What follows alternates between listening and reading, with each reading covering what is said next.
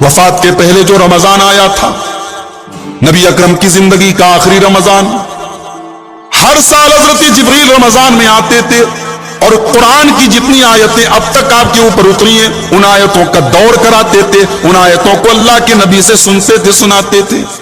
رمضان آخری رمضان ہے، نبی اکرم کو حضرت جبریل نے قرآن کا 2 مرتبہ دور کرایا، 2 مرتبہ قرآن پورا اللہ کے نبی نے حضرت جبریل کو سنایا۔ اللہ کے نبی فرماتے ہیں مجھے یہ اندازہ ہو گیا کہ یہ میری زندگی کا آخری رمضان ہے۔ یہی سفر کا مہینہ تھا، 29 سفر کی تاریخ تھی۔ نبی اکرم ایک انصاری صحابی کے جنازے میں شامل ہونے کے لیے گئے۔ لوٹتے وقت آپ کے سر میں شدید درد محسوس ہوا، آپ گھر آئے، آپ نے اپنی بیوی اماں عائشہ سے فرمایا، اے عائشہ آج میرے سر میں بہت تیز درد ہو رہا ہے۔ حضرت عائشہ نے فرمایا، یا رسول اللہ آج میرے سر میں بھی بہت زیادہ درد ہو رہا ہے۔ آپ نے فرمایا، بل انا و رأسا، اے عائشہ میرے سر میں جو درد ہو رہا ہے، مجھے جو تکلیف اور مجھے جو اذیت محسوس ہو رہی ہے اتنی اذیت تمہیں نہیں محسوس ہو رہی ہوگی، میں بہت زیادہ تکلیف محسوس کر رہا ہوں۔ یہ بیماری کا آغاز تھا۔ 29 سفر کو اللہ کے رسول کی بیماری شروع ہوئی اور 12 ربیع الاول کو آپ کا انتقال۔ اسی بیماری کے ایام میں ایک دن اللہ کے نبی منبر پر آتے ہیں، صحابہ کا مجمع لگا ہوا ہے، ابو بکر صدیق بھی بیٹھے ہوئے ہیں۔ اللہ کے نبی اس خطبے میں فرماتے ہیں، ان عبدا خیرہ اللہ بین ان یؤتیہ من زہرۃ الدنیا، وہ لوگوں اللہ تعالیٰ کا ایک بندہ ہے اور اللہ نے اپنے اس بندے کو یہ اختیار دیا ہے کہ چاہے تو دنیا لے لے، چاہے تو دنیا کی زندگی لے لے، تو دنیا کی چمک دمک لے لے، وَبَيْنَ أَن يُؤْتِيَهُ مِنَ الْآخِرَةِ، اور چاہے تو میرے پاس آ جائے میں تجھے آخرت کی نعمتیں دوں گا۔ اللہ نے اس بندے کو آپشن دیا، اختیار دیا کہ چاہے تو دنیا کی زندگی اور گزار لے اور چاہے تو آخرت کی نعمتیں پانے کے لیے میرے پاس آ جائے۔ فَاخْتَارَ مَا عِندَهُ، تو اللہ کے اس بندے نے اپنے رب کے پاس جانے کو قبول کر لیا۔ اس بندے نے اللہ کے پاس جو نعمتیں، ان نعمتوں کو چن لیا۔ ابھی نبی اکرم اتنا بیان کر رہے ہیں، ابو بکر صدیق زار و قطار رو رہے ہیں اور روتے روتے کہتے ہیں، فدیناک بآبائنا وامہاتنا، اے میرے رسول میرے ماں باپ آپ کے اوپر قربان ہو جائیں، اے اللہ کے رسول ہمارے ماں باپ آپ کے اوپر قربان ہو جائیں۔ صحابہ حیران ہیں، یہ ابو بکر کو کیا ہو گیا ہے؟ نبی اکرم تو ایک جنرل بات کر رہے ہیں، نبی اکرم تو ایک کامن بات کر رہے ہیں کہ اللہ نے اپنے کسی بندے کو اختیار دیا ہے، یہ ابو بکر کیوں رو رہے ہیں، ان کی آنکھوں سے آنسو کیوں جا رہی ہیں؟ لیکن صحابہ کہتے ہیں ہمیں بعد میں اندازہ ہوا کہ اللہ کے رسول کسی اور کی نہیں اپنی بات کر رہے تھے، اور اللہ کے رسول یہ اشارہ دے رہے تھے کہ اب میرا اپنے رب کے پاس جانے کا وقت آ چکا ہے۔ اور نبی کی یہ مراد اگر کسی نے سمجھی تو ابو بکر نے سمجھی۔ اپنے اسی خطبے میں اللہ کے رسول نے یہ بھی فرمایا، ان من من الناس علی فی صحبتہ ومالہ ابا بکر، اے لوگو میرے اوپر سب سے زیادہ اپنے مال کے ذریعے اور اپنی صحبت کے ذریعے، اپنی زندگی کے ذریعے سب سے زیادہ اگر میرے اوپر کسی کا احسان ہے تو ابو بکر کا احسان ہے۔ میں ابو بکر کا احسان مانتا ہوں، ابو بکر نے اپنا مال میرے لیے لٹا دیا، ابو بکر نے اپنی زندگی میرے لیے قربان کر دی۔ میں سب سے زیادہ اگر کسی کا اپنے اوپر احسان مانتا ہوں تو ابو بکر کا مانتا ہوں۔ وَلَوْ كُنْتُ مُتَّخِذًا خَلِيلًا، اگر میں دنیا میں کسی کو اپنا خلیل بناتا تو میں ابو بکر کو خلیل بناتا، لیکن میرا خلیل تو اللہ ہے، میرا خلیل تو میرا رب ہے۔ اسلام نے جو بھائی چارہ اور جو محبت ابو بکر کے بیچ میں اور میرے بیچ میں رکھی ہے وہ محبت کافی ہے۔ اگر میں خلیل بناتا تو ابو بکر کو بناتا۔ اس کے بعد آپ نے فرمایا، لا یبقین فی المسجد خوخۃ الا خوخۃ ابی بکر، مسجد کے اندر جتنے لوگوں کے دروازے مسجد سے اٹیچ ہیں، مسجد میں ان کے گھر کا دروازہ کھل رہا ہے، سب کے دروازے بند کر دیے جائیں، سب کی کھڑکیاں بند کر دی جائیں، لیکن ابو بکر کا دروازہ کوئی بند نہ کرے، ابو بکر کی کھڑکی کوئی بند نہ کرے۔ آپ کی بیماری بڑھتی چلی گئی، آپ کی خواہش تھی کہ اپنی زندگی کے آخری ایام آپ اپنی محبوب بیوی ام المومنین حضرت عائشہ صدیقہ کے گھر میں گزارے۔ آپ نے ایک سسٹم بنایا تھا، آپ نے ہفتے کے دنوں کی باری مقرر کی تھی، ایک دن اما عائشہ کے پاس، ایک دن حضرت حفصہ کے پاس، ایک دن حضرت میمونہ کے پاس، ہفتے کے دن متعین تھے، لیکن آپ بیماری کے ایام میں بار بار یہ کہتے تھے این اکون غدن، کل میری باری کہاں ہے، کل میری باری کہاں ہے؟ آپ کا مقصد یہ تھا میں عائشہ کے گھر میں رہنا چاہتا ہوں، میں یہ اپنے ایام آخری عائشہ کے پاس گزارنا چاہتا ہوں۔ بیویاں سمجھ گئیں، رسول کا مطلب سمجھ گئیں، بیویوں نے خوشی سے اجازت دی، یا رسول اللہ ہماری طرف سے پوری اجازت ہے، آپ جس کے گھر میں چاہیں اپنے بیماری کے ایام گزار سکتے ہیں۔ اللہ کے پیارے نبی نے اپنی زندگی کے آخری ایام حضرت عائشہ کے گھر میں گزارے۔ ایک دن بیماری کی شدت بڑھ گئی، آپ نے اپنی بیویوں سے فرمایا حریق علی من 7 قرب لم تحلل اوقیتہن، میرے اوپر 7 مشکیزوں کا پانی لا کر کے مجھے نہلاؤ، 7 الگ الگ کنویں کا پانی لاؤ اور میرے اوپر وہ پانی ڈال کر کے مجھے نہلاؤ، لعلی اعہد الی الناس، میں لوگوں کو کچھ نصیحتیں کرنا چاہتا ہوں، میں لوگوں کو کچھ سمجھانا چاہتا ہوں۔ چنانچہ اما عائشہ فرماتی ہیں 7 الگ الگ کنویں کا پانی مشکیزے میں بھر کے لایا گیا، ایک بہت بڑا ٹب تھا حضرت حفصہ کا، اس ٹب میں اللہ کے رسول کو بٹھایا گیا اور ہم بیویوں نے اللہ کے رسول کو نہلایا۔ نہانے کے بعد آپ نے تھوڑا فریش محسوس کیا، تھوڑا آپ نے تازگی محسوس کی، آپ نے اپنے سر کے اوپر ایک چکنے کپڑے کی پٹی باندھی اور مسجد میں آئے اور منبر پہ چڑھے اور اپنی زندگی کا آپ نے آخری خطبہ دیا۔ اس خطبے میں آپ نے اپنے انصار صحابہ کے بارے میں امت کو تلقین کی۔ آپ نے فرمایا او لوگو الانصار کرشی وعیبتی، میرے انصار صحابہ یہ میرے بڑے خاص لوگ ہیں، انہوں نے اپنی ذمہ داری کو ادا کر دیا ہے، اب ان کا بدلہ چکانے کا نمبر ہے، اب ان کے ساتھ بھلائی کرنے کا نمبر ہے۔ اے لوگوں ایک دور ایسا آئے گا کہ اور لوگوں کی تعداد بڑھتی چلی جائے گی اور میرے انصار صحابہ اور ان کی نسلیں کم ہوتی چلی جائیں گی۔ اے لوگوں جب تم میں سے کسی کو حکومت مل جائے، جب تم میں سے کوئی اقتدار کی کرسی پر آ جائے، فَلْيَقْبَلْ عَنْ مُحْسِنِهِمْ وَيَتَجَاوَزْ عَنْ مُسِيئِهِمْ، تو میرے انصار صحابہ اگر کوئی اچھا کام کرے تو ان کی بھلائی کو قبول کرے، اور اگر ان سے غلطی ہو جائے، ان سے کوئی غلط کام ہو جائے تو درگزر کرے۔ صحابہ کہتے ہیں یہ رسول کا آخری خطبہ تھا۔ سوموار کو آپ کا انتقال ہوا، جمعرات کے دن مغرب کی نماز آپ نے آخری نماز صحابہ کو پڑھا، مغرب کی نماز آپ نے پڑھائی، سورہ مرسلات کی آپ نے تلاوت اس مغرب کی نماز۔ عشاء کا وقت آیا، حضرت بلال نے اذان دی، نماز کی جماعت کا وقت ہو گیا، آپ کے پاس آئے، نبی اکرم نے پوچھا صلی الناس، اے بلال کیا نماز پڑھ دی لوگوں نے؟ لا هم ينتظرونك یا رسول اللہ، اے اللہ کے رسول لوگ آپ کا انتظار کر رہے ہیں، آپ چلیں آپ امامت کرائیں۔ نبی اکرم کے اندر طاقت نہیں ہے، کمزوری محسوس کر رہے ہیں آپ نے فرمایا ایک کام کرو پانی لاؤ، پانی لایا گیا، آپ نے غسل کیا، غسل کرنے کے بعد حدیث کے الفاظ بخاری کی روایت ہے ذهب لینوع، آپ نے کھڑے ہونے کی کوشش کی لیکن کمزوری میں آپ کے قدم لڑکھڑا گئے اور آپ غشی کھا کر کے گر پڑے۔ ہوش آیا، پھر وہی سوال اصل الناس، کیا لوگوں نے نماز پڑھ لی؟ نہیں اے اللہ کے نبی، لوگوں نے ابھی نماز نہیں پڑھی، آپ کا انتظار ہو رہا ہے۔ دوسری مرتبہ پھر آپ نے غسل کیا، پھر کھڑے ہونے کا ارادہ کیا، پھر غشی کھا کر کے گر پڑے۔ 3 مرتبہ ایسا ہوا، آپ سمجھ گئے اب مسجد میں جانے کی طاقت نہیں ہے، اب نماز پڑھانے کی سکت نہیں ہے۔ آپ نے فرمایا مروا ابا بکر فلیصلی بالناس، جاؤ ابو بکر سے کہو وہ نماز پڑھائیں۔ اما عائشہ فرماتی ہیں میرے دل میں خیال آیا ابھی نبی زندہ ہیں، ابھی نبی موجود ہیں، نبی کی موجودگی میں نبی کے مصلی پر میرے باپ اگر کھڑے ہو گئے پتہ نہیں لوگ کیا سمجھیں گے، ہو سکتا ہے لوگ اس کو اچھا محسوس نہ کریں، ہو سکتا ہے اس سے اچھا میسج نہ جائے۔ میں نے کہا یا رسول اللہ آپ کسی اور کو امام بنا دیں، میرے والد تو بڑے نرم دل ہیں، میرے والد تو بڑے رقیق القلب ہیں، وہ نماز آپ کے مصلی پر کھڑے ہو کر کے نہیں پڑھا پائیں گے، وہ نماز میں قرآن کی تلاوت نہیں کر پائیں گے، وہ اپنے جذبات پر کنٹرول نہیں کر پائیں گے، آپ کسی اور کو امام بنا دیں۔ نبی نے فرمایا نہیں جاؤ ابو بکر سے کہو وہ لوگوں کو نماز پڑھائے۔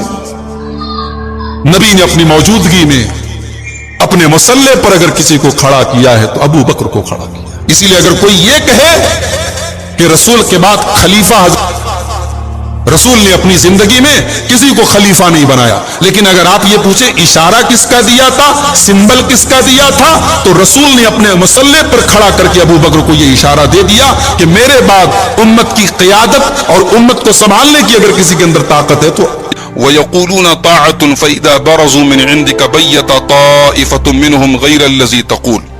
اور یہ لوگ کہتے ہیں کہ ہم اطاعت کریں گے، ہم فرما برداری کریں گے، لیکن جب یہ آپ کے پاس سے باہر نکلتے ہیں تو انہی میں سے ایک گروہ رات میں مشورہ کرتا ہے غیر الذی تقول، اس کے علاوہ جو آپ کہتے ہیں، یعنی آپ کی باتوں کے خلاف یہ راتوں میں مشورہ کرتے ہیں۔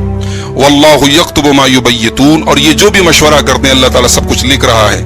فاعرض عنہم وتوکل علی اللہ، تو اے نبی آپ ان سے اعراض کریں، ان کو نظر انداز کریں، وتوکل علی اللہ، اور اللہ کے اوپر بھروسہ رکھیں، وکفی باللہ وکیلا، اور اللہ تعالیٰ کافی ہے کارساز ہونے کے اعتبار سے۔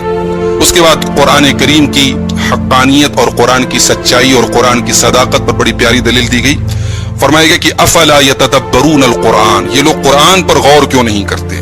قرآن کریم سے رہنمائی حاصل کرنے کے لیے اس میں تدبر کی ضرورت ہے، اس میں غور و فکر کی ضرورت ہے۔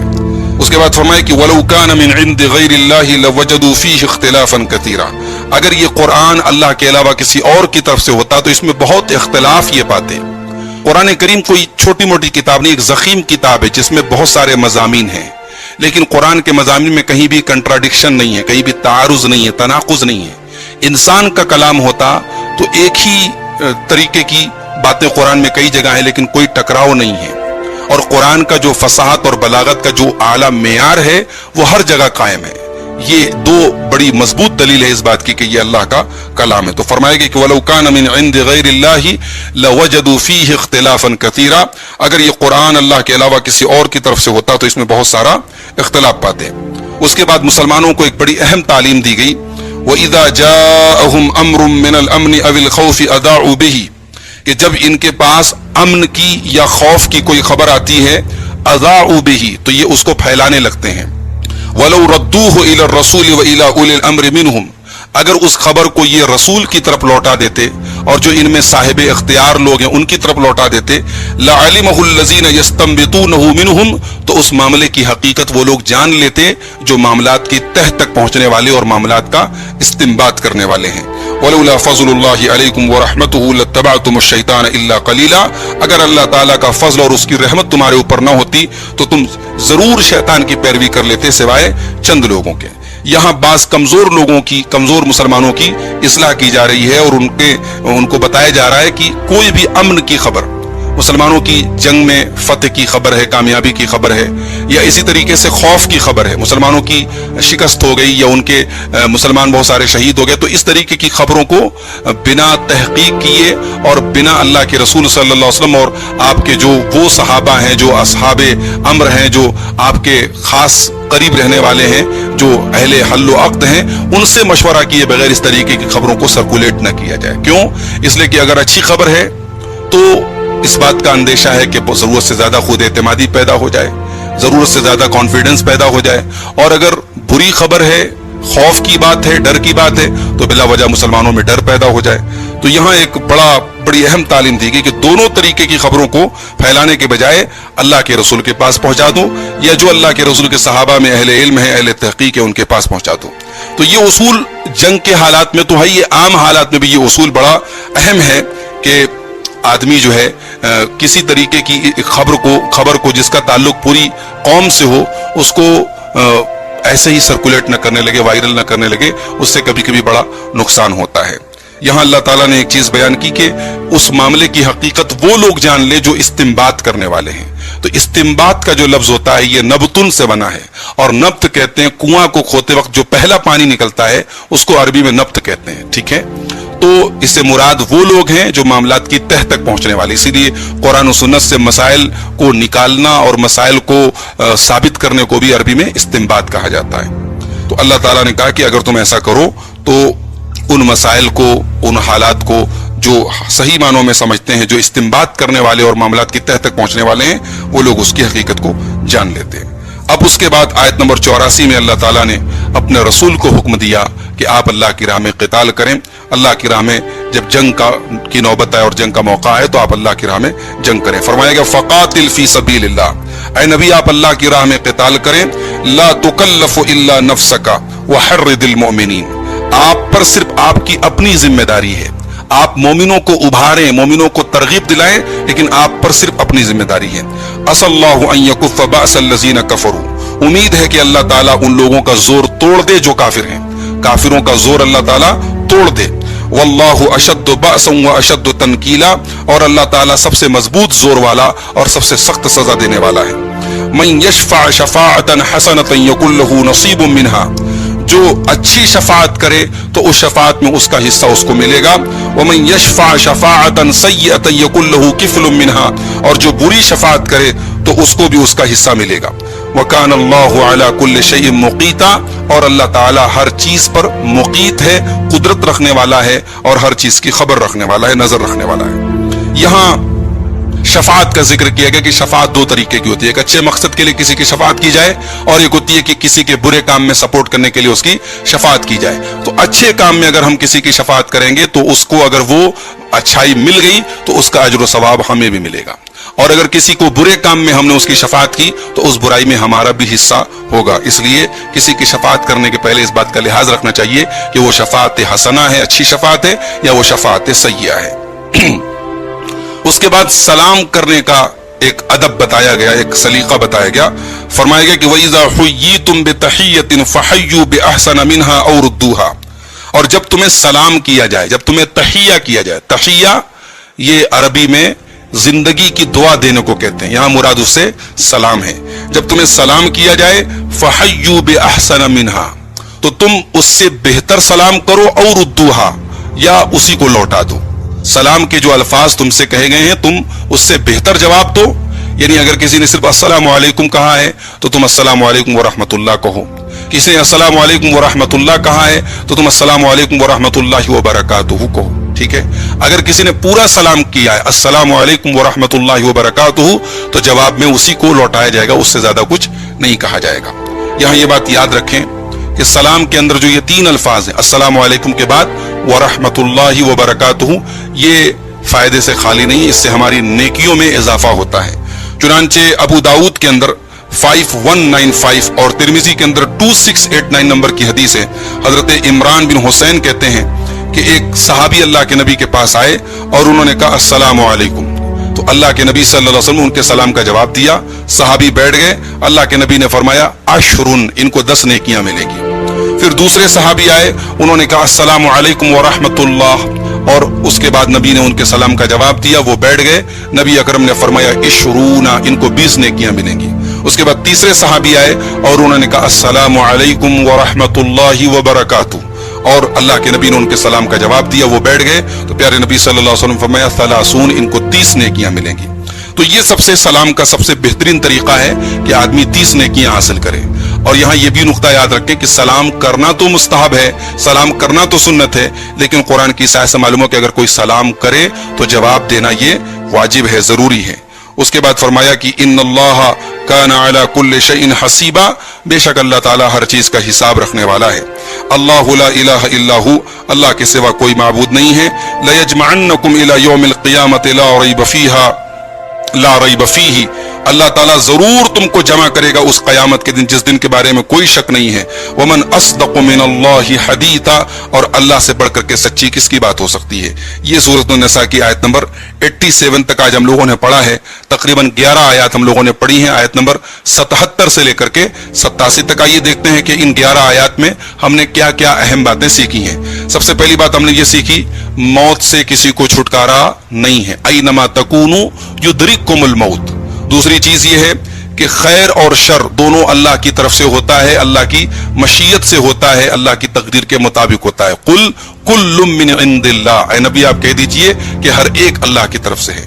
تیسرا سبق ہم نے یہ حاصل کیا کہ انسان کو جو بھی برائی، تکلیف، بیماری، پریشانی پہنچتی ہے انسان کے اپنے نفس کی طرف سے ہوتی ہے، اس میں اپنی کوئی کوتاہی کا دخل ہوتا ہے.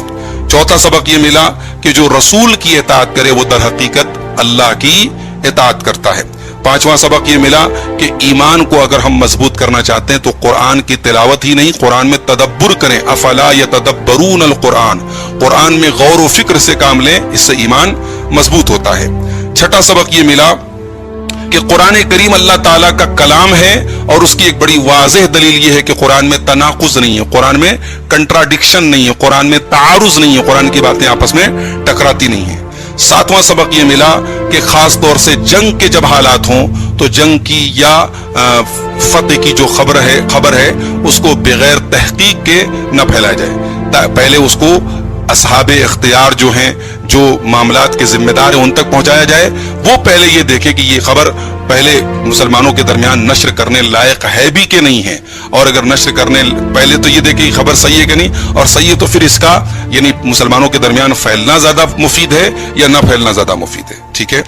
और एक सबक ये मिला कि शफाअत, अच्छी चीजों के बारे में शफाअत करनी चाहिए। अगर हमारी शफाअत से किसी का कोई काम बन जाए अच्छे कामों में तो उसकी मदद करनी चाहिए। और आखिरी चीज हमने ये पढ़ी कि सलाम करना ये सुन्नत है, लेकिन सलाम का जवाब देना वाजिब और फर्ज है। अल्लाह ताला से दुआ है रब्बुल आलमीन हमें कुरान करीम की इन आयात को समझने और इन पर अमल करने की तौफीक अता फरमाए, आमीन। फमा लकुम फिल मुनाफिकीन फिअतैन वल्लाहु अरकसहुम बिमा कसबू, मुसलमानों तुम्हें क्या हो गया है कि तुम मुनाफिकों के बारे में तुम्हारे दो गिरोह हो गए हैं। वल्लाहु अरकसहुम बिमा कसबू, जबकि इन मुनाफिकों को अल्लाह ताला ने इनके करतूतों की वजह से औंधा कर दिया है, उल्टा कर दिया है। यहां मुनाफिकों से वो मुनाफिक मुराद है जो ग़ज़वे उहुद के मौके पर मदीना से कुछ दूरी के बाद ये वापस चले गए थे ये कह करके कि हमारी बात नहीं मानी गई। तो ग़ज़वे उहुद के बाद फिर मुसलमानों के अंदर दो गिरोह बन गए। एक गिरोह का ये कहना था कि हमें इन मुनाफिकीन से भी लड़ना चाहिए, और दूसरे गिरोह का कहना था कि इनसे लड़ना मसलहत के खिलाफ है। तो अल्लाह ताला ने कहा कि इन मुनाफिकों के बारे में तुम्हें दो गिरोह नहीं होना चाहिए। अतुरीदून अन तहदू मन अदल्लल्लाह, क्या तुम ये चाहते हो कि तुम उसे हिदायत दो जिसे अल्लाह गुमराह कर चुका है। वमन युज़लिलिल्लाहु फलन तजिद लहू सबीला, और जिसे अल्लाह ताला गुमराह कर दे तो हरगिज तुम उसके लिए कोई रास्ता नहीं पाओगे। वद्दू लौ तकफुरून कमा कफरू, ये तो यही चाहते हैं कि तुम काफिर हो जाओ जैसे ये काफिर हो गए। फतकूनून सवाअन फला तत्तखिदू मिनहुम औलिया हत्ता युहाजिरू फी सबीलिल्लाह, ये चाहते हैं कि तुम काफिर हो जाओ जैसे ये काफिर हैं और तुम दोनों बराबर हो जाओ, लिहाजा तुम इनमें से किसी को अपना दोस्त न बनाओ जब तक कि ये अल्लाह की राह में हिजरत न करें। यानी उनकी अगर वो वाकई में अपने ईमान में सच्चे हैं तो तर्क वतन करें, हिजरत करें, इससे ये प्रूफ होगा कि हाँ उनका ईमान सही है। फ़इन तवल्लो, लेकिन अगर ये हिजरत करने की बात न माने, मुंह फेर लें, फ़ख़ुदूहुम, तो इनको गिरफ्तार करो, वक़्तुलूहुम हैतु वजदतुमुहुम, और जहां उनको पाओ उनको कत्ल करो। यानी ये तुम्हारे दुश्मन हैं, तुम्हारे घर के भेदी हैं, तुम्हारे आस्तीन के सांप हैं, इनको तुम कत्ल कर सकते हो, चाहे हिल हो चाहे हरम हो, इनको कत्ल करने में किसी जगह की भी कोई बंदिश नहीं है। वला तत्तखिदू मिनहुम वलिय्यन वला नसीरा, और इनमें से किसी को तुम अपना दोस्त और मददगार न बनाओ। इल्लल्लज़ीना यसिलूना इला कौमिन बैनकुम व बैनहुम मीसाक, सिवाय उनके जो उनसे ताल्लुक रख, जो मुनाफिकीन का दूसरा गिरोह है कि जो उनसे ताल्लुक रखते हो, इला कौमिन बैनकुम व बैनहुम मीसाक, कि जिस कौम से और तुमसे कोई मीसाक और एग्रीमेंट हुआ हो। यानी अगर इन मुनाफिकों में से कुछ लोग उन लोगों से जाकर के मिल गए हो जो तुम्हारे अलाई हों, जिनसे तुम्हारा मुआहिदा हुआ है, एग्रीमेंट हुआ है, तो फिर उनसे तुम जंग न करो। औ जाऊकुम हसरत सुदूरुहुम अन युकातिलूकुम औ युकातिलू कौमहुम, या वो मुनाफिक ऐसे हों कि तुम्हारे पास इस हाल में आए, हसरत सुदूरुहुम, कि उनके सीने तंग हैं, उनके दिल बेजार हैं, किस बात से, अन युकातिलूकुम, कि वो तुमसे लड़ें, औ युकातिलू कौमहुम, या अपनी कौम से लड़ें। ये मुनाफिकीन का तीसरा गिरोह है, यानी जो लड़ना नहीं चाहता है अपनी कौम से, तुमसे मिलकर के अपनी कौम के खिलाफ भी नहीं लड़ना चाहता, और अपनी कौम के साथ मिलकर के तुम्हारे खिलाफ भी लड़ना नहीं चाहता। तो अल्लाह ने कहा कि उनसे भी तुम जंग न करो। वलौ शाअ अल्लाहु लसल्लतहुम अलैकुम फलकातलूकुम, अगर अल्लाह ताला चाहता तो ये जो न लड़ने वाले और तुम्हारे खिलाफ सामने न आने वाले लोग हैं, अल्लाह अगर इनको चाहता तो इनको भी तुम्हारे ऊपर मुसल्लत कर देता। फलकातलूकुम, और ये जरूर तुमसे लड़ते। फ़इन इअ्तज़लूकुम फ़लम युक़ातिलूकुम व अलक़ौ इलैकुमुस्सलम फ़मा जअलल्लाहु लकुम अलैहिम सबीला, तो अगर ये तुमसे हट जाएं, अलग हो जाएं और तुमसे जंग न करें और तुम्हारी जानिब सुलह का पैगाम भेजें, فما جعل اللہ لکم علیہم سبیلا, تو اللہ تعالیٰ نے ان کے خلاف کارروائی کرنے کا تمہیں کوئی حق نہیں دیا ہے. ستجدون آخرین یریدون ان یأمنوکم, اب یہ منافقوں کے چوتھے گروہ کا تذکرہ ہو رہا ہے کہ تم ایسے بھی دوسرے لوگوں کو پاؤ گے, یریدون ان یأمنوکم, جو یہ چاہتے ہیں کہ تم سے بھی محفوظ رہیں, وَيَأْمَنُوا قَوْمَهُمْ, اور اپنی قوم سے بھی محفوظ رہیں. یعنی یہ منافقوں کا چوتھا گروہ ہے جو جنگ سے بیزار ہونے کے معاملے میں بھی منافقت کا اظہار کر رہا ہے. یہ ظاہر تو یہ کرتے تھے کہ ہم مسلمانوں سے جنگ نہیں کرنا چاہتے, لیکن یہ جھوٹا اعلان صرف اس لیے تھا تاکہ مسلمان انہیں قتل نہ کریں, مسلمان انہیں قتل کرنے سے باز رہیں. لیکن جب دوسرے کفار مسلمانوں کے خلاف کسی قسم کی سازش رچتے تو یہ ان کی سازش میں شریک ہوتے. تو اللہ نے فرمایا کہ ستجدون آخرین یریدون ان یأمنوکم, ان قریب تم دوسرے ایسے لوگوں کو بھی پاؤ گے جو تم سے بھی محفوظ رہنا چاہتے ہیں, وَيَأْمَنُوا قَوْمَهُمْ, اور اپنی قوم سے بھی محفوظ رہنا چاہتے ہیں. كُلَّمَا رُدُّوا إِلَى الْفِتْنَةِ أُرْكِسُوا فِيهَا, جب انہیں کسی فتنے کی طرف بلایا گیا تو یہ اس میں اوندھے منہ جا گرتے ہیں. جس بھی مسلمانوں کے خلاف فتنے اور سازش میں ان کو بلایا جاتا ہے یہ جا کر کے شریک ہو جاتے ہیں. فَإِن لَّمْ يَعْتَزِلُوكُمْ وَيُلْقُوا إِلَيْكُمُ السَّلَمَ وَيَكُفُّوا أَيْدِيَهُمْ فَخُذُوهُمْ وَاقْتُلُوهُمْ حَيْثُ ثَقِفْتُمُوهُمْ, تو اگر یہ تم سے الگ نہ ہوں اور تمہاری طرف صلح کا پیغام نہ بھیجیں اور اپنے ہاتھوں کو تم سے روک کر کے نہ رکھیں, فَخُذُوهُمْ, تو منافقوں کے اس چوتھے گروہ کو بھی تم پکڑو, وَاقْتُلُوهُمْ حَيْثُ ثَقِفْتُمُوهُمْ, اور جہاں ان کو پاؤ ان کو قتل کرو. وَأُولَٰئِكُمْ جَعَلْنَا لَكُمْ عَلَيْهِمْ سُلْطَانًا مُبِينًا, یہی وہ لوگ ہیں جن کے خلاف ہم نے تمہیں کھلا ہوا اختیار دیا ہے, یعنی ان کے بارے میں تمہیں پوری اتھارٹی ملی ہے کیونکہ یہ تمہارے کھلے ہوئے دشمن ہیں.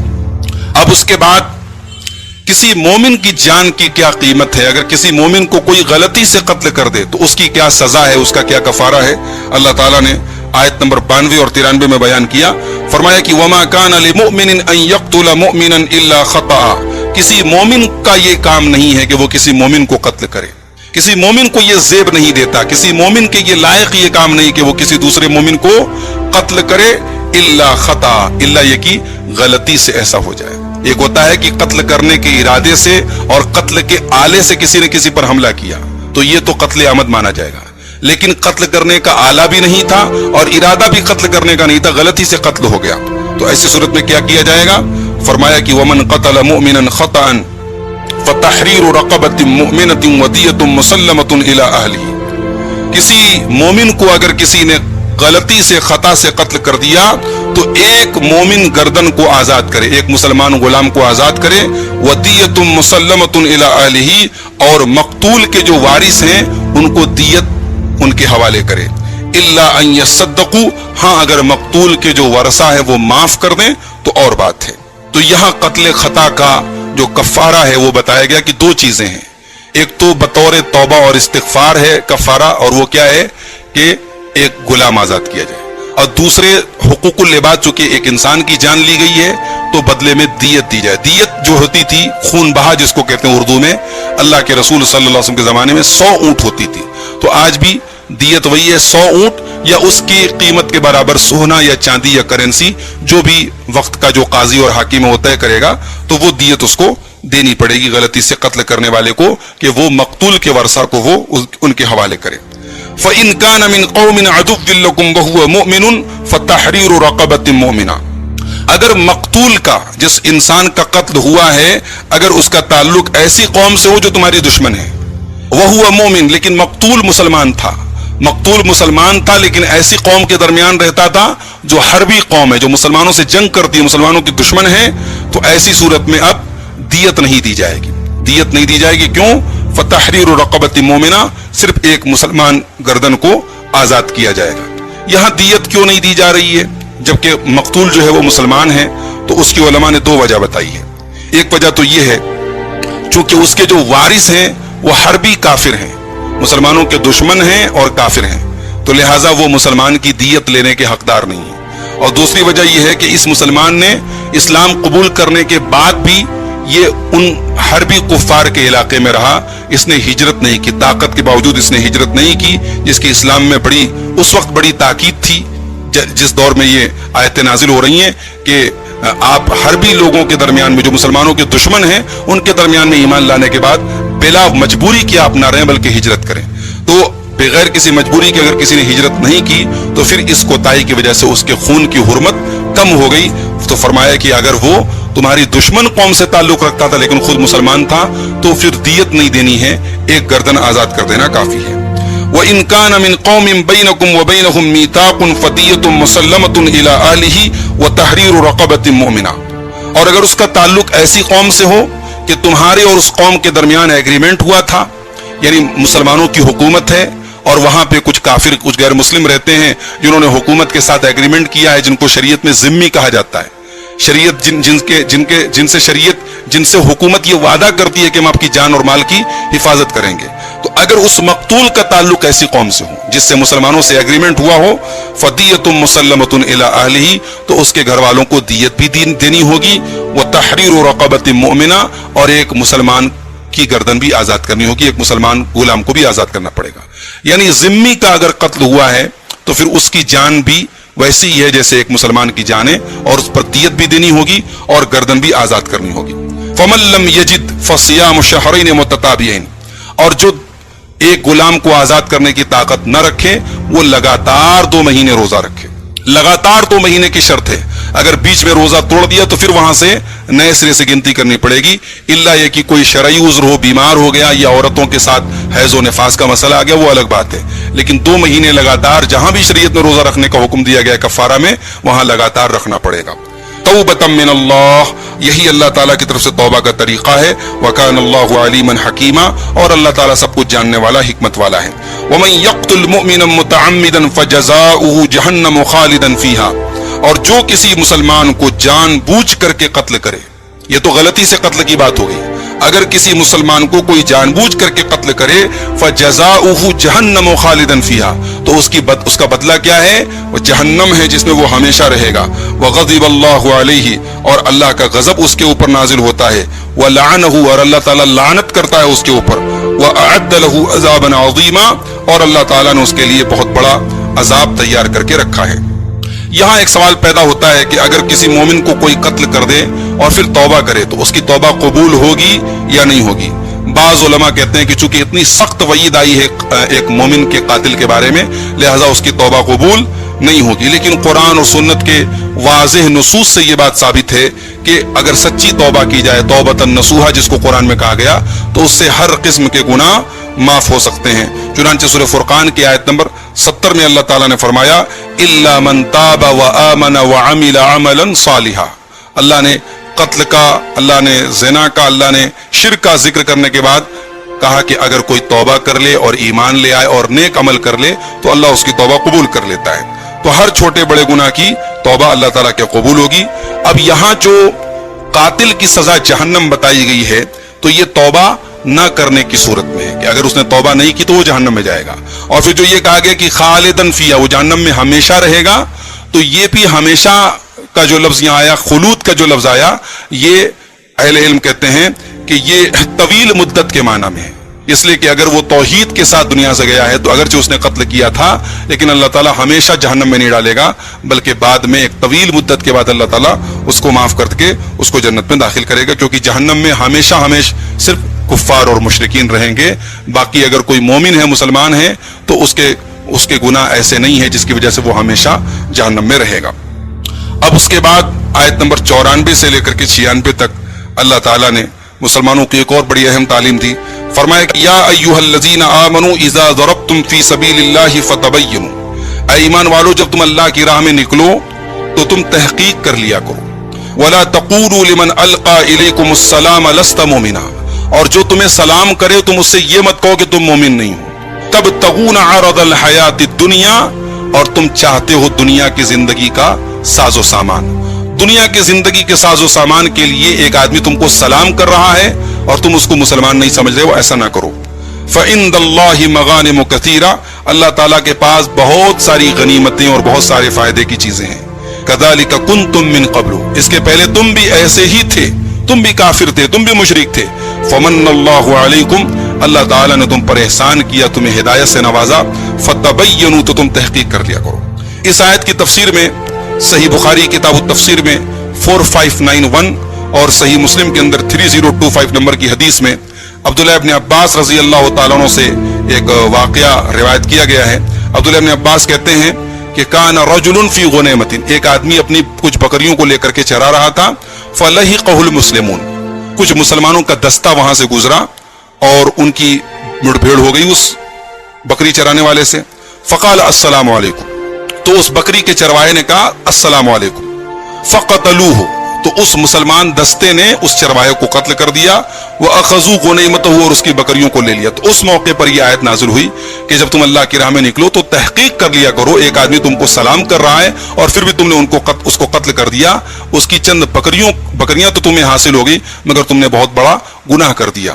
تو تم تحقیق کر لیا کرو. اور جہاں تک دنیاوی ساز و سامان کا معاملہ ہے فَإِنَّ اللَّهِ مَغَانِمُ كَثِيرَةٌ، اللہ تعالیٰ کے پاس بہت سارے فائدے کی چیزیں ہیں. كَذَلِكَ كُنتُم مِّن قَبْلُ، اس کے پہلے بھی تم بھی ایسے ہی تھے. فَمَنَّ اللَّهُ عَلَيْكُمْ، اللہ تعالیٰ نے تم پر احسان کیا. فَتَبَيَّنُوا، لہذا تم تحقیق کر لیا کرو. إِنَّ اللَّهَ كَانَ بِمَا تَعْمَلُونَ خَبِيرًا، بے شک اللہ تعالیٰ تمہارے اعمال سے خوب باخبر ہے. اب اس کے بعد جنگ کے میدان میں جو لوگ شریک ہوتے ہیں اور اپنی جان اور مال کی قربانی پیش کرتے ہیں، ان کے مقابلے میں جو لوگ جنگ کے میدان میں نہیں جاتے، گھر بیٹھے رہتے ہیں، دونوں برابر نہیں ہیں. اللہ نے دونوں کے درجات الگ الگ بیان کر دیے. فرمایا لا يستوي القائدون من المؤمنین غیر اولی الضرر، مومنوں میں سے جو لوگ اپنے گھر میں بیٹھے رہیں بغیر عذر کے، والمجاہدون فی سبیل اللہ باموالہم وانفسہم، اور جو اللہ کی راہ میں جہاد کریں اپنے مال اور اپنی جان کے ذریعے، دونوں برابر نہیں ہو سکتے. یہاں اللہ تعالیٰ نے بیٹھنے والوں کے لیے ایک ایکسیپشن کیا، غیر اولی الضرر، بغیر عذر کے. یعنی اگر کسی مجبوری اور عذر کی وجہ سے کوئی جہاد میں شریک نہیں ہو پایا ہے لیکن اس کی پوری خواہش تھی کہ وہ جہاد میں شریک ہوتا تو اس کو بھی پورا ثواب ملے گا. جب یہ آیت کریمہ نازل ہوئی تھی تو حضرت عبداللہ ابن ام مکتوم رضی اللہ تعالیٰ عنہ، جو نابینا صحابی تھے، اندھے تھے، آنکھیں نہیں تھی ان کے پاس، وہ اللہ کے رسول کے پاس آئے اور انہوں نے کہا کہ اللہ کے رسول، ہم تو معذور ہیں جس کی وجہ سے ہم جہاد میں شامل نہیں ہو پاتے ہیں. یعنی ان کا کہنا یہ تھا کہ اللہ تعالیٰ کہہ رہا ہے کہ بیٹھے رہنے والے اور جہاد کرنے والے برابر نہیں ہو سکتے، تو ہم تو مجبوراً بیٹھ رہے ہیں، تو پھر ہمیں تو چاہ کر کے بھی وہ ثواب نہیں ملے گا جو اللہ کی راہ میں جان اور مال قربان کرنے والوں کو مل رہا ہے. تو اللہ تعالیٰ نے اس کے بعد بطور فضل و کرم اس آیت کریمہ میں ایک استثناء کے طور پر ایک جملہ اس میں اللہ تعالیٰ نے نازل کیا، غیر اولی الضرر، ایک لفظ بڑھایا کہ وہ لوگ جو بغیر عذر کے، بغیر مجبوری کے بیٹھ جائیں وہ برابر نہیں ہو سکتے. لیکن اگر کوئی مجبوری کی وجہ سے گھر میں بیٹھا ہے لیکن خواہش ہے اس کی اللہ کی راہ میں جانے کی تو اس کو پورا ثواب ملے گا. چنانچہ صحیح بخاری کی 2839 نمبر کی حدیث ہے، پیارے نبی صلی اللہ علیہ وسلم فرماتے ہیں کہ ان اقواما بالمدینہ، مدینہ کے اندر کچھ لوگ رہتے ہیں، خلفنا، ہمارے پیچھے، ما سلکنا شعبا ولا وادیا، ہم کسی وادی اور کسی علاقے کو پار نہیں کرتے ہیں، الا وهم معنا فیہ، مگر وہ لوگ اس وادی میں ہمارے ساتھ ہوتے ہیں. حبسهم العذر، ان کو عذر نے روک لیا ہے، وہ مجبوری کی وجہ سے ہمارے ساتھ نہیں جا پاتے ہیں. تو اللہ تعالیٰ نے کہا کہ جو لوگ مومنوں میں سے بغیر عذر کے بیٹھے رہیں اور جو لوگ اللہ کی راہ میں اپنی جان اور مال سے جہاد کریں وہ دونوں برابر نہیں ہو سکتے. فضل اللہ المجاہدین بانفسہم واموالہم علی القائدین درجہ، اللہ تعالیٰ نے اپنی جان و مال کے ذریعے جہاد کرنے والوں کو بیٹھنے والوں پر ایک درجہ فضیلت عطا فرمائی ہے. وَكُلًّا وَعَدَ اللَّهُ الْحُسْنَى، اور ہر ایک سے اللہ تعالیٰ نے بھلائی کا وعدہ کیا ہے. یعنی کہ جان و مال سے جہاد کرنے والوں کو جو فضیلت حاصل ہوگی وہ جہاد میں حصہ نہ لینے والوں کو تو وہ فضیلت حاصل نہیں ہوگی. لیکن اس کا مطلب یہ نہیں کہ اگر یعنی ایسے ایمرجنسی کے حالات نہیں کہ سب کے لیے جہاد فرض ہے، تو ظاہر ہے کہ علماء نے اس آیت سے اسی لیے استدلال کیا ہے کہ جہاد عام حالات میں فرض عین نہیں ہے کہ ہر آدمی کو جہاد کرنا پڑے، بلکہ فرض کفایہ ہے. اگر ضرورت بھر کے لوگ وہ جہاد کر رہے ہیں تو باقی لوگوں کی طرف سے بھی فریضہ ادا ہو جائے گا.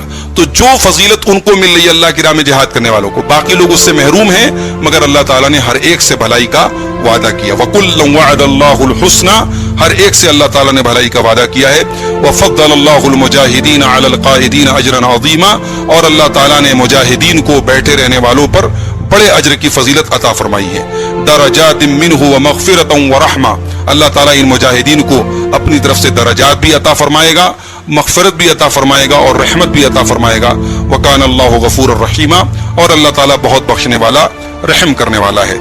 یہ سورہ نساء کی آیت نمبر 96 تک آج ہم لوگوں نے تقریباً 9 آیات پڑھی ہیں، 88 سے لے کر کے 96 تک. آئیے دیکھتے ہیں ان 9 آیات میں ہم نے کیا کیا اہم باتیں سیکھی ہیں. سب سے پہلی چیز یہ ہے کہ چاہے وہ اہل کفر ہوں چاہے وہ اہل نفاق ہو, چاہے منافقین ہوں چاہے کفار ہوں, دونوں کا ٹارگٹ ایک ہے, کیا ہے؟ وَدُّوا لَوْ تَكْفُرُونَ, تم کافر ہو جاؤ, مسلمان کافر ہو جائیں, دائرہ اسلام سے نکل جائیں, ایمان سے ہاتھ دھو دیں, یہ ان کا سب سے بڑا ٹارگٹ ہے.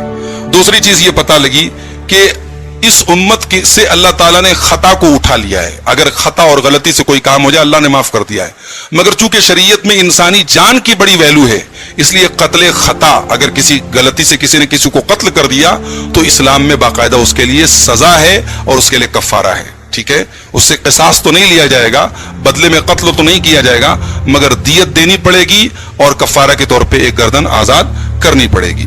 تیسری چیز یہ پتہ لگی کہ اللہ تعالیٰ نے فرمایا وَمَا كَانَ لِمُؤْمِنٍ أَن يَقْتُلَ مُؤْمِنًا, کسی مومن کے یہ لائق نہیں کہ وہ دوسرے مومن کو قتل کرے. گویا کسی مومن کا قتل کرنا یہ ایمان کے خلاف یہ عمل ہے, ایمان کے منافی یہ عمل ہے. ایک سبق یہ ملا کہ اللہ تعالیٰ نے کہا کہ جو تمہیں سلام کرے تم اس سے یہ مت کہو تم مومن نہیں ہو. اس سے فقہ کا ایک بڑا اہم قاعدہ اس سے حاصل ہوا, اور وہ قاعدہ کیا ہے؟ الاحکام تناط بالمظان والظواہر, شریعت کے جو احکام اپلائی ہوں گے وہ گمان کے حساب سے اپلائی ہوں گے. سامنے والے کے بارے میں ہمارا جو گمان ہے ہم گمان کر کے اس حکم کو اپلائی کریں گے اور ظاہر کا اعتبار کریں گے. لا علی القطع واطلاع السرائر, نہ کہ ہمیں یقین ہو جائے کہ سامنے والا مومن ہے تبھی ہم اس کو مومن سمجھیں گے, اور نہ یہ کہ اس کے اندر کے راز جب تک معلوم ہو جائے تب ہم فیصلہ کریں گے. ایسا نہیں ہے, شریعت کے احکام ظاہر کے حساب سے اپلائی ہوں گے, دلوں کے بھید کو کھولا نہیں جائے گا, اس کو اللہ کے حوالے کر دیا جائے گا. ایک چیز یہ پتہ لگی کہ اللہ نے کہا کذالک کنتم من قبل, پہلے تم بھی ایسے ہی تھے. لہٰذا جب ہم کسی گنہگار کو سزا دینے لگیں, کسی گنہگار کو ٹریٹ کریں, کسی گنہگار کو ڈیل کریں, تو اس کی جگہ اپنے آپ کو رکھ کر کے سوچیں کہ ہم بھی تو ایسے ہو سکتے تھے یا ہم بھی تو پہلے ایسے تھے. اگر ہمارے ساتھ ایسا معاملہ ہوتا تو ہم کیا کرتے. مومن کے قتل کو اللہ تعالیٰ نے بہت بڑا گناہ قرار دیا, فرمایا کہ فجزاؤہ جہنم خالدا فیہا وغضب اللہ علیہ ولعنہ واعد لہ عذابا عظیما. اللہ تعالیٰ نے قاتل, ایک مومن کے قاتل کی بڑی خطرناک وعید بتائی کہ اس کی سزا جہنم ہے اور وہ اس میں ہمیشہ رہے گا, اور اللہ کا غضب اس کے اوپر نازل ہوگا اور اللہ کی لعنت نازل ہوگی, اور اسی طریقے سے اللہ تعالیٰ نے اس کے لیے بڑا عظیم عذاب تیار کر کے رکھا ہے. ایک بات یہ پتہ لگی کہ ایک مسلمان اگر دیندار ہو تو دوسرے گنہگار مسلمانوں کے خلاف وہ نفرت نہ رکھے بلکہ ان کو ہمدردی کی نظر سے دیکھے, اور یہ سوچے کہ پہلے یہ بھی تو یعنی گنہگار تھا, پہلے یہ بھی دین سے دور تھا. اگر اللہ تعالیٰ نے توبہ کی توفیق دی تو دوسروں کے ساتھ ہمدردی رکھے, دوسروں کے ساتھ بھلائی کرنے کی کوشش کرے. ایک چیز یہ پتہ لگی کہ جہاد میں شرکت کرنے والے اور جہاد میں شرکت نہ کرنے والے دونوں برابر نہیں ہو سکتے. اور ایک چیز یہ بھی پتہ لگی کہ عام حالات میں جہاد یہ فرض عین نہیں ہے, ہر ایک کے اوپر, ہر ایک انڈیویژل کے اوپر فرض نہیں ہے بلکہ فرض کفایہ ہے. اگر ضرورت بھر کے لوگ وہ کام کر رہے ہیں تو باقی لوگوں سے وہ فریضہ ساقط ہے. تو یہ آج ہم لوگوں نے سورۃ النساء کی آیت نمبر 96 تک پڑھا ہے. انشاءاللہ اب اس کے آگے آیت نمبر 97 سے ہم اگلے درس میں تفسیر دیکھیں گے. اللہ تعالیٰ سے دعا ہے رب العالمین ہمیں قرآن کریم کی ان آیات کو پڑھنے کی, سمجھنے کی اور ان پر عمل کرنے کی توفیق عطا فرمائے. ان الذين توفاهم الملائكة ظالمي انفسهم قالوا فيما كنتم قالوا كنا مستضعفين في الارض قالوا الم تكن ارض الله واسعة فتهاجروا فيها فاولئك مأواهم جهنم وساءت مصيرا. بے شک وہ لوگ جو اپنی جانوں پر ظلم کرنے والے ہیں, جب فرشتے ان کی روح قبض کرتے ہیں تو کہتے ہیں فیما کنتم, تم لوگ کس حال میں تھے؟ تو وہ کہتے ہیں کہ کننا مستضعفین فی الارض, ہم زمین میں بے بس اور کمزور تھے. قالوا الم تکن ارض اللہ واسعۃ, تو فرشتے کہتے ہیں کہ کیا اللہ کی زمین کشادہ نہیں تھی؟ فتہاجروا فیہا, کہ تم اس میں ہجرت کر جاتے. فاولئک مأواہم جہنم, تو یہی وہ لوگ ہیں جن کا ٹھکانہ جہنم ہے. وساءت مصیرا, اور جہنم بڑا ہی برا ٹھکانہ ہے. یہ آیت ان لوگوں کے بارے میں نازل ہوئی جو مکہ اور اس کے آس پاس میں رہتے تھے اور اسلام انہوں نے قبول کیا تھا, مگر وہ اپنے آبائی وطن کو چھوڑ کر کے ہجرت کرنا نہیں چاہ رہے تھے. انہوں نے ہجرت کرنے سے گریز کیا, جبکہ اس وقت مسلمانوں کی طاقت کو ایک جگہ اکٹھا کرنے کی ضرورت تھی اور ہجرت کا بڑا تاکیدی حکم تھا. تو اس سے ایک بات تو یہ معلوم ہوئی کہ جن لوگوں نے اس وقت ہجرت نہیں کی ان کو اللہ تعالیٰ نے ظالم قرار دیا اور ان کا ٹھکانہ جہنم قرار دیا. دوسری بات یہ معلوم ہوئی کہ شریعت کے بعض احکام کبھی کبھی سچویشنز کے اعتبار سے ان کے احکام بدلتے ہیں. ہجرت ہر حال میں فرض نہیں ہے، لیکن کبھی کبھی فرض ہو جاتی ہے اور ہجرت نہ کرنا یہ کفر بن جاتا ہے. تو اس وقت یہی سچویشن تھی. یہاں اللہ تعالیٰ نے جو ایک بات یہ کہی کہ ان لوگوں نے کہا کہ ہم زمین میں کمزور تھے، زمین میں بے بس تھے، تو یہاں شان نزول کے اعتبار سے زمین سے مراد مکہ ہے. اور بعد میں فرشتوں نے کا جو قول نقل کیا گیا کہ فرشتوں نے کہا کہ الم تکن ارض اللہ واسعہ، کیا اللہ کی زمین کشادہ نہیں تھی، تو اس سے مراد مدینہ ہے. لیکن یہ شان نزول کے اعتبار سے ہے. عام اگر اس آیت کو ہم یعنی ایک کامن کانٹیکسٹ میں دیکھیں، ایک جنرل بیک گراؤنڈ میں دیکھیں، تو پہلا جو الارض ہے اس سے مراد ہر وہ جگہ ہے جہاں مسلمانوں کے لیے مشکل ہو جائے، جہاں پر دین پر عمل کرنا. اور بعد میں جو ارض اللہ کا لفظ استعمال کیا گیا اس سے مراد ہر وہ جگہ ہے جہاں مسلمان اپنے دین کو بچانے کے لیے ہجرت کر سکے. تو اللہ تعالیٰ نے ان لوگوں کو ظالم قرار دیا جو ہجرت کر سکتے تھے لیکن انہوں نے قصدن ہجرت نہیں کیا. لیکن اب اس سے کچھ لوگوں کو اللہ تعالیٰ نے مستثنا کیا، ان کو ایکسپشن ان کا کیا. فرمایا کہ الا المستضعفین من الرجال والنساء والولدان لا يستطيعون حیلة ولا يهتدون سبیلا، سوائے ان بے بس اور کمزور مردوں کے اور عورتوں کے اور بچوں کے جو کسی قسم کی تدبیر بھی نہیں کر سکتے تھے اور نہ ہی ان کو وہاں سے نکلنے کا کوئی راستہ تھا.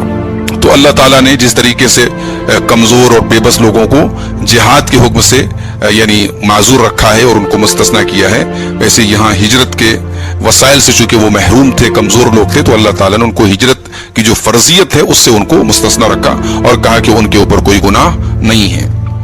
فَأُولَئِكَ عَسَى اللَّهُ أَن يَعْفُوَ عَنْهُمْ وَكَانَ اللَّهُ عَفُوًّا غَفُورًا. یہی وہ لوگ ہیں جن کے بارے میں امید ہے کہ اللہ تعالیٰ ان کو معاف کر دے گا اور اللہ تعالیٰ معاف کرنے والا بخشنے والا ہے.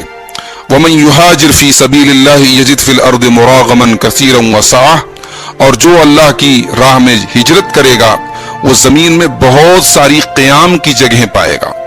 مراغمن کثیرا، وہ بہت ساری قیام کرنے کی رہنے کی جگہیں پائے گا. وسعتن، اور وہ گنجائش پائے گا، کشادگی پائے گا. ومن یخرج من بیتہ مہاجرا الی اللہ ورسولہ ثم یدرکہ الموت فقد وقع اجرہ علی اللہ وکان اللہ غفورا رحیما، اور جو اپنے گھر سے ہجرت کرنے کے لیے نکلے اللہ کی طرف اور اس کے رسول کی طرف اور پھر راستے میں اس کو موت آ جائے تو اس کا اجر اللہ تعالیٰ کے ہاں ثابت ہو گیا. اللہ تعالیٰ بخشنے والا رحم کرنے والا ہے. یہاں یہ بتایا گیا کہ نیت کے مطابق اس کو ہجرت کا ثواب مل جائے گا، چونکہ وہ گھر سے ہجرت کے ارادے اور نیت سے نکلا ہے، تو راستے میں ہی اگر اس کو موت آ گئی اور جہاں پر اس کو ہجرت کرنا تھا وہاں تک وہ نہیں پہنچ پایا تب بھی اس کو ہجرت کا پورا ثواب اللہ تعالیٰ کے یہاں ملے گا. جیسے صحیح بخاری اور صحیح مسلم کے اندر ایک واقعہ بیان کیا گیا کہ ایک آدمی جو 100 لوگوں کا قاتل تھا، جب اس نے توبہ کا ارادہ کیا اور اس دور کے ایک عالم نے اس کو بتایا کہ تم اپنی بستی کو چھوڑ کر کے فلاں بستی میں چلے جاؤ جو نیک لوگوں کی بستی ہے، تو نیک لوگوں کی بستی میں پہنچنے کے پہلے ہی اس کا انتقال ہو گیا. تو اللہ تعالیٰ نے اس کی نیت کی وجہ سے اس کو نیک لوگوں کی بستی کے قریب کر دیا اور اس کی بخشش فرما دی. یہ صحیح بخاری کی 3470 اور صحیح مسلم کی 2766 نمبر کی حدیث میں یہ واقعہ بیان کیا گیا. تو اس واقعے سے بھی یہ پتہ چلا کہ نیت کے مطابق اللہ تعالیٰ ہجرت وغیرہ کا ثواب عطا کرتا ہے.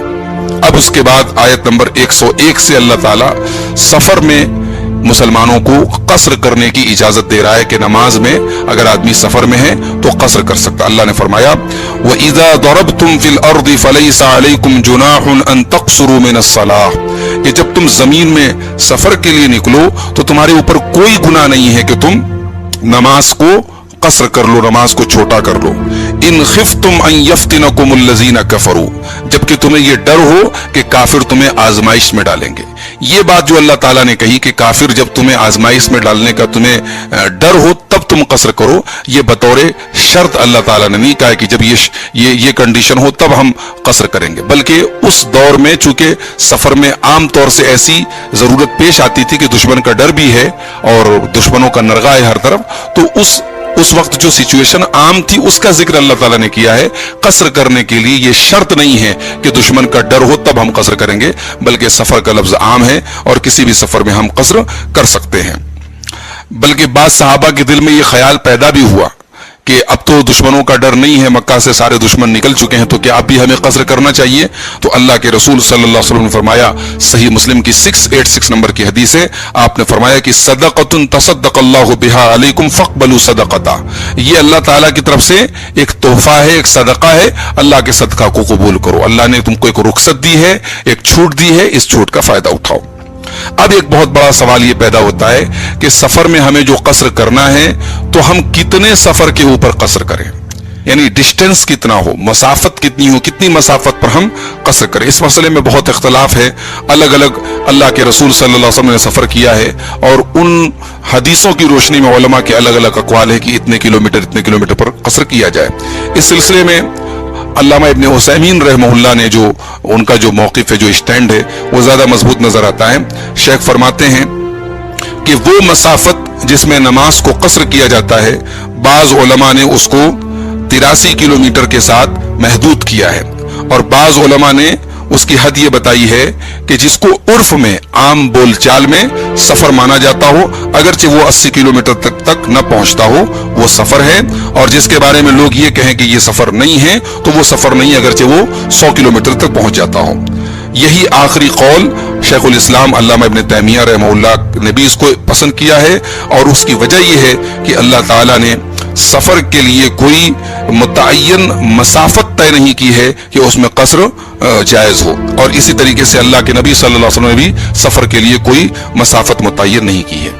तो ये शेख इब्न उसैमीन का और अल्लामा इब्न तैमिया रहमहुल्लाह ने जिस मौक़िफ़ को अपनाया, यही ज्यादा मजबूत मालूम होता है कि सफर की कोई डिस्टेंस की शर्त नहीं है। जिसको हम अपनी आम बोलचाल में सफर मानते हैं, सफर समझते हैं, उस सफर में हम कसर कर सकते हैं। अब एक सवाल पैदा होता है कि हम सफर में कब तक कसर कर सकते हैं। शेख इब्न उसैमीन फरमाते हैं कि जब हम उस चीज की तरफ रुजू करते हैं जिसका तकाजा किताब और सुन्नत का जाहिर करता है, तो हम ये पाते हैं कि वो कौल जिसको शेखुल इस्लाम अल्लामा इब्न तैमिया ने पसंद किया है वही सही कौल है, और वो ये है कि मुसाफिर मुसाफिर है, चाहे वो 4 दिन से ज्यादा के रहने की नीयत करे या उससे कम की नीयत करे।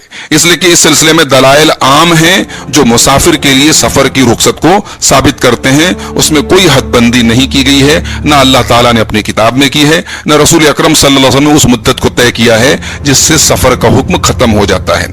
आगे अल्लामा इब्न उसैमीन और दलाइल का जिक्र करने के बाद कहते हैं कि इन्नल कौल अर्राजिह, बेशक राजिह कौल वो है, मा ज़हब इलैहि शेखुल इस्लाम इब्न तैमिया रहमहुल्लाह, जिसकी तरफ शेखुल इस्लाम अल्लामा इब्न तैमिया गए हैं, मिन अन्नल मुसाफिर मुसाफिरुन, कि मुसाफिर मुसाफिर है, मा लम यनवी वाहिदम मिन अमरैन, जब तक वो 2 चीजों में से किसी एक चीज की नियत ना करे। 2 चीजें कौन कौन सी हैं? अल इकामतुल मुतलका, मुतलक तौर पे ठहरने की नियत कर ले, और दूसरा अविल इस्तितान, या उस जगह को वतन बना ले। उसके बाद कहते हैं शेख इब्न उसैमीन कि वतन बनाने वाला जो होता है वो उस शहर को अपना वतन बना लेता है, और मुतलक ठहरने का मतलब यह है कि आदमी एक शहर में आया और उसने देखा कि यहाँ काम बड़ा हो रहा है या यहाँ पे इल्म का तलाश करना ज्यादा बेहतर और मजबूत है, तो वो वहां पे ठहरने की नियत करता है मुतलक तौर पे, बगैर इसके कि वो किसी काम या किसी वक्त के साथ उस मुद्दत को मुतय्यन करे, लेकिन उसकी नियत है कि अब वो वहीं पर रहेगा, इसलिए कि उस शहर में उसकी जरूरत है, वो शहर उसको पसंद आ गया है, या तो इल्म की कसरत की वजह से, या तिजारत की वजह से, या इंसान हुकूमत के अंडर में किसी नौकरी वगैरह के तहत वहां पे जैसे सुफरा वगैरह होते हैं वहां पे वो ठहरे हुए हैं। तो इसके बारे में असल ये है कि ये सफर नहीं है, इसलिए कि उसने वहां ठहरने की नीयत की है। तो हम ये कहेंगे कि ऐसे आदमी के हक में सफर का हुक्म मुनक़ते हो जाता है। लेकिन जो अपने ठहरने को किसी काम के साथ या किसी वक्त के साथ जो खत्म हो जाने वाला हो, एक इंसान ने मुतय्यन कर दिया है, कैद बंदी कर दी, हदबंदी कर दी है, फहाजा मुसाफिर, तो ऐसा आदमी मुसाफिर है। वला ततखल्लफु अहकाम सफर मिनहुम, और सफर के अहकाम उसके ऊपर अप्लाई होंगे, लागू होंगे। तो अल्लाह ने फरमाया कि जब तुम जमीन में सफर के लिए निकलो तो तुम पर कोई गुनाह नहीं है कि तुम नमाज में कसर करो। इन खिफ्तुम अन यफ्तिनकुमुल लज़ीना कफरू, जब तुम्हें ये डर हो कि काफिर तुम्हें आजमाइश में डाल देंगे। इन्नल काफिरीन कानू लकुम अदुव्वम मुबीना, बेशक काफिर तुम्हारे खुले हुए दुश्मन हैं। व इज़ा कुन्त फीहिम फअक़म्त लहुमुस सलाता, और जब तुम ऐ नबी जब आप इन लोगों के बीच में हो, यानी अपने सहाबा के बीच में हो, फ़अक़मत लहुमुस्सलात, और अपने सहाबा के लिए आप नमाज कायम करें, नमाज खड़ी करें, फलतकुम ताइफ़तुम मिनहुम मअक, तो उनमें से एक जमात आपके साथ नमाज के लिए खड़ी हो जाए, वलियाख़ुज़ू अस्लिहतहुम, अपने हथियारों को लिए हुए, फ़इज़ा सजदू, और जब ये लोग सजदे में जाएं, फ़लयकूनू मिन वराइकुम, तो ये अब पीछे हट जाएं, वलताति ताइफ़तुन उख़रा, और दूसरी जमात आगे आए, लम युसल्लू, जिन्होंने अब तक नमाज नहीं पढ़ी है, फलयुसल्लू मअका, और वो आपके साथ नमाज पढ़ें, वलियख़ुज़ू हिज़्रहुम व अस्लिहतहुम, और अपने बचाव के सामान और अपने हथियार को वो लिए रहें, वद्दल्लज़ीन कफ़रू लौ तग़फ़ुलून अन अस्लिहतिकुम व अम्तियतिकुम फ़यमीलून अलैकुम मैलतन वाहिदा, काफिर तो यही चाहते हैं कि तुम अपने हथियारों और अपने सामानों से गाफिल हो जाओ और वो तुम्हारे ऊपर अचानक एक बार में हमला कर दें। वला जुनाह अलैकुम इन कान बिकुम अदम मिन मतरिन औ कुंतुम मर्दा अन तज़उ अस्लिहतकुम, और तुम पर कोई गुनाह नहीं है अगर तुम बारिश की वजह से तकलीफ में हो या बीमार हो, तो तुम पर कोई गुनाह नहीं है कि तुम अपने हथियारों को रख दो। वख़ुज़ू हिज़्रकुम, और अपने बचाव के सामान को हमेशा लिए रहो। इन्नल्लाह अअद्द लिल काफिरीन अज़ाबन मुहीना, बेशक अल्लाह ताला ने काफिरों के लिए जलील कर देने वाला अजाब तैयार करके रखा है। यहाँ अल्लाह ताला ने सलातुल खौफ का जिक्र किया है, जब मुसलमान और काफिर दोनों फौजें आमने सामने हो और एक लम्हे की गफलत भी मुसलमानों के लिए खतरनाक साबित हो सकती हो, तो ऐसे हालात में अगर नमाज का वक्त हो जाए तो सलातुल खौफ पढ़ने का हुक्म है। अब सलातुल खौफ कैसे पढ़ी जाए, उसके अलग अलग तरीके हदीसों के अंदर जिक्र किए गए। एक तरीका यह है कि फौज दो हिस्सों में तकसीम हो गई, एक हिस्सा दुश्मन के सामने खड़ा रहा ताकि दुश्मन को हमला करने की हिम्मत न हो, और दूसरे हिस्से ने आकर के अल्लाह के रसूल सल्लल्लाहु अलैहि वसल्लम के पीछे नमाज पढ़ी। जब ये लोग नमाज पढ़ चुके तो फिर इन्होंने मोर्चा संभाला, और जो लोग अब तक दुश्मन के सामने खड़े थे उन्होंने आकर के नमाज अपनी पूरी की। दूसरा तरीका ये हदीसों में जिक्र किया गया है कि अल्लाह के रसूल सल्लल्लाहु अलैहि वसल्लम ने दोनों हिस्सों को एक एक रकात नमाज पढ़ाई। इस तरह आप सल्लल्लाहु अलैहि वसल्लम की 2 रकात हुई और बाकी फौजियों की एक एक रकात हुई। तीसरा तरीका यह है कि अल्लाह के रसूल सल्लल्लाहु अलैहि वसल्लम 2-2 रकात पढ़ाई, आपकी 4 हो गई और फौजियों की 2-2 रकात हो गई। चौथा तरीका हदीसों से यह सब समझ में आता है कि एक रकात पढ़ करके अल्लाह के रसूल सल्लल्लाहु अलैहि वसल्लम अत्तहियात की तरह बैठे रहे और फौजियों ने अपने अपने तौर पर खड़े होकर के एक रकात और पढ़ करके अपनी 2 रकात पूरी की, और उसके बाद दुश्मन के सामने डट गए। फिर दूसरे लोगों ने आकर के अल्लाह के रसूल के पीछे नमाज पढ़ी, आपने उन्हें भी 1 रकात पढ़ाई, और फिर आप अत्तहियात की तरह बैठे रहे और लोगों ने खड़े होकर के अपनी 1 रकात पूरी की, और फिर उन लोगों ने अल्लाह के रसूल सल्लल्लाहु अलैहि वसल्लम के साथ सलाम फेरा। तो ये सलातुल खौफ के अलग अलग तरीके हदीसों में जिक्र किए गए हैं। आगे अल्लाह ने फरमाया, फ़इज़ा क़ज़य्तुमुस्सलाता फ़ज़्कुरुल्लाह क़ियामन व क़ुऊदन व अला जुनूबिकुम, जब तुम नमाज से फारिग हो जाओ, जब तुम नमाज अदा कर लो, फ़ज़्कुरुल्लाह, तो अल्लाह को याद करो, क़ियामन व क़ुऊदन, खड़े होकर के और बैठ करके, व अला जुनूबिकुम, और लेट करके अपने करवट के बल, फ़इज़ा इत्मअनन्तुम फ़अक़ीमुस्सलाह, और जब तुम्हें इत्मीनान मिल जाए यानी जंग के हालात खत्म हो जाएं, फ़अक़ीमुस्सलाह, तो नमाज कायम करो, इन्नस्सलाता कानत अलल मुअमिनीन किताबन मौक़ूता, बेशक नमाज मोमिनों पर अपने वक्त के ऊपर फर्ज है। वला तहिनू फ़ी इब्तिग़ाइल क़ौमी, यहाँ एक बात यह भी पता चली कि बिला जरूरत 2 नमाजों को एक साथ जमा करना यह सही नहीं है। जहां सफर हो या कोई जरूरत हो वहां 2 नमाजों को जमा किया जाए, इसलिए कि नमाज अपने वक्त के ऊपर फर्ज है। उसके बाद फरमाया कि वला तहिनू फ़ी इब्तिग़ाइल क़ौम, दुश्मन का पीछा करने में कमजोरी न दिखाओ। इन तकूनू तअलमून फ़इन्नहुम यअलमून कमा तअलमून, अगर तुम्हें तकलीफ पहुंची है तो तुम्हारे दुश्मनों को भी तकलीफ पहुंची है जैसे तुम्हें तकलीफ पहुंची है। व तर्जून मिनल्लाहि मा ला यरजून, लेकिन तुम अल्लाह ताला की बारगाह में अज्र के तालिब हो, तुम अल्लाह ताला की बारगाह से अज्र के तालिब हो, तुम्हें अज्र की उम्मीद है जिसकी उम्मीद उन्हें नहीं है।